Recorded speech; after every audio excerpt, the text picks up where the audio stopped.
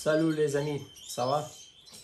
Je vais parler un petit peu de la humidité et la qualité de l'air dans notre espace d'élevage. Ok? Il y a beaucoup de monde qui me demande qu'est-ce que j'ai comme espace d'élevage, si c'est intérieur, extérieur, etc. Donc, quand j'ai commencé l'élevage de chardonneret, ça fait quelques années déjà, j'ai commencé dans une petite chambre dans mon garage ici. J'avais 4 coupes au début. Et comme j'avais pas trop d'infos, je connaissais pas très bien. Maintenant que j'ai cette expérience, je reconnais que j'avais du souci avec l'humidité. Mes oiseaux, tout le temps, tout l'hiver, ils passaient pas très bien l'hiver. Ok, je le vois très gonflé toujours parce que j'avais trop d'humidité dans le garage. Ok. En parlant avec d'autres éleveurs, en recherchant d'infos sur internet, parce que je voyais mes oiseaux qui n'étaient pas en pleine forme, j'ai commencé à noter qu'il y avait d'autres éleveurs qui ont installé un déshumidificateur. Donc j'ai parlé avec des éleveurs tant de Portugal comme dehors. Et ils m'ont dit que ils n'étaient pas au début toute la même opinion. J'ai trouvé des éleveurs qui m'ont dit que oui, que ça faisait la différence, qu'on doit garder une humidité de 60% pour maintenir bien les chardonnerets. Et d'autres qui m'ont dit que rien à voir, il n'y a pas besoin de dépenser de l'argent avec ça. Bon, moi j'ai pris la décision d'acheter un déshumidificateur, ok, et une semaine après j'ai vu la différence, ok. J'ai noté les oiseaux beaucoup mieux comme attitude et j'ai configuré le humidificateur pour avoir une humidité contrôlée de 60%, 60-70%. Et la vérité, c'est qu'ils ont beaucoup changé de sa attitude. D'accord? Maintenant, mon élevage, c'est un système hybride, c'est dehors, mais c'est pas 100% extérieur parce que j'ai des fenêtres, etc. Donc, je peux pas dire que c'est un extérieur parce qu'un élevage extérieur, il doit avoir de la pluie, du vent, etc. qui sont vulnérables chez les oiseaux. C'est pas mon cas. Oui, c'est vrai, j'ai pas de système de chauffage, etc. Aucune. Okay. Dans l'hiver, il y a des jours le matin qu'on a 0, au moins 1, au moins 2 degrés. Mais oui, je contrôle aussi l'humidité dehors parce que j'habite à côté de la mer, l'Atlantique, en ligne à 5 km d'ici. J'ai beaucoup d'humidité. Même avec le humidificateur, j'ai des journées que j'ai 90 et 100% d'humidité là-dedans. Même l'appareil n'est pas capable d'enlever toute l'humidité. Mais bon, c'est quand même une aide. J'ai l'appareil qui contrôle un peu et je vois la différence aussi. À part de humidificateur, j'ai aussi un appareil de purification pour purifier l'air. D'accord, sans filtre, c'est une marque portugaise que j'ai trouvée. Et je note beaucoup, quand j'entre là-dedans, l'odeur, ça changeait beaucoup.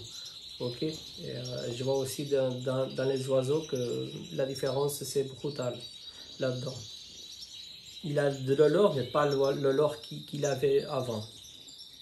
À propos de l'humidité, parce que vous trouverez des gens qui disent, écoute, mais tu montes en Belgique, tu montes en Hollande, et tu vois des éleveurs qui n'ont qu'une chose dehors, etc. Oui, c'est vrai. J'étais là, j'ai vu. Il y en a quelques que c'est 100% extérieur qui sont tout vulnérables à la température extérieure. Mais bon, il faut toujours penser que l'humidité extérieure, quand vous avez quelque chose d'extérieur et intérieur, ce n'est pas la même chose. D'accord? Ce n'est pas du tout la même chose. Et même si les oiseaux sont déjà habitués, c'est une grande chose. Quand même, il y a beaucoup de monde que pour contrôler ça, ils n'ont pas d'humidificateur, mais ils donnent des produits pour les maintenir plutôt moins les oiseaux en forme. Ok, moi, comme je suis contre de donner des choses que j'aime pas, c'est-à-dire j'aime pas trop médiquer ou donner des choses à les oiseaux pour les maintenir en forme. Je préfère garder les oiseaux qui sont forts, les autres, écoute, je les traite, mais si ça tombe malade et je ne peux pas le récupérer, tant pis. Hein. C'est une sélection naturelle. Dans la nature aussi, il y a des oiseaux qui meurent, qui sont pas forts, qui sont faibles, donc ça c'est l'évolution. Pour maintenir un oiseau tout le temps médiqué, dans mon cas, ça soit un faïo, ça soit un classique, ça soit un autre, n'importe quel oiseau, oui, ça me fait un peu de tristesse, mais je le laisse tomber après. S'il ne récupère pas normalement dans le temps qu'il doit récupérer, écoute, la vie continue. Hein. C'est sélection naturelle et j'espère dans l'avenir avoir moins de problèmes.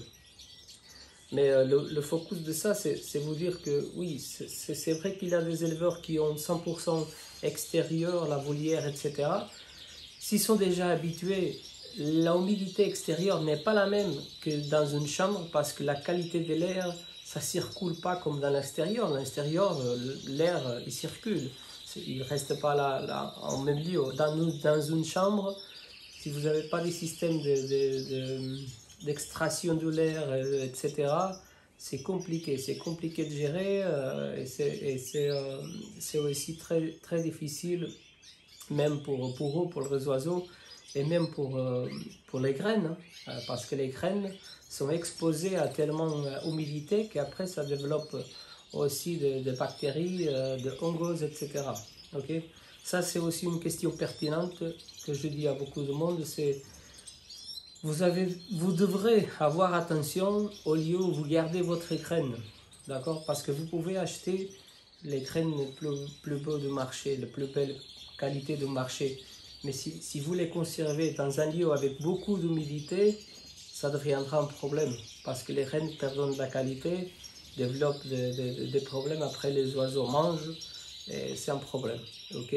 Moi, dans mon cas, j'ai un espace ici dans mon garage, qui circule beaucoup l'air, etc., qui n'y a pas beaucoup d'humidité là. Et la vérité, c'est qu'elle conserve bien la qualité des graines. Et je note aussi dans l'appétit des oiseaux qui mangent pratiquement tous les graines. Ça, c'est un bon signe. Oui, évidemment, aussi, ils mangent tous les graines parce qu'on doit chercher toujours la meilleure qualité des graines. La qualité n'est pas proportionnelle au prix. Ne vous équivoquez pas. Okay? Je ne considère pas que ça c'est comme tout dans la vie. Vous pouvez payer, je sais pas, 2-3 euros un kilo d'alpiste et vous pouvez l'acheter à 1 euro le kilo. Et cela d'un euro, il a beaucoup plus de qualité que cela de 3 euros. Okay? Moi, je fais toujours un test. Quand je veux changer des graines, etc., j'achète des petits morceaux. Et sur les volières ou les cages, je donne un petit morceau de chaque que j'ai acheté et je vois celle que les oiseaux mangent plus bien. Alors, quand je note que ceux-là, ils mangent tout, c'est cela que je l'achète. Ok?